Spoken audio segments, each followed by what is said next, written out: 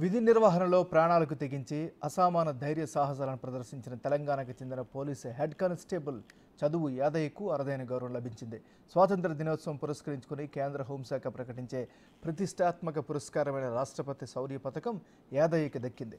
పోలీసులకు ఇచ్చే అత్యున్నత సాహస పురస్కారమైన ఈ పథకానికి ఈసారి దేశవ్యాప్తంగా ఎంపికైన ఏకైక పోలీస్ యాదయ్య కావడం విశేషం. 2 ఏళ్ల క్రితం చైన్ స్నాచర్ను పట్టుకునే క్రమంలో 7 సార్లు కత్తిపోట్లకు గురైన వెరవకుండా ప్రతిఘటించి పట్టుకున్న ధీశాలి యాదయ్యకు ఈ సమున్నత గౌరవం దక్కింది.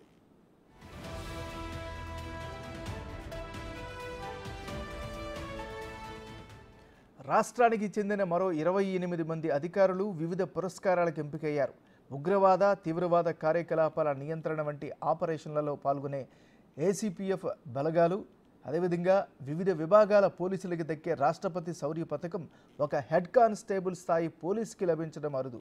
ఈ సందర్భంగా డీజీపీ జితేందర్ తన కార్యాలయంలో యాదయ్యను సత్కరించారు.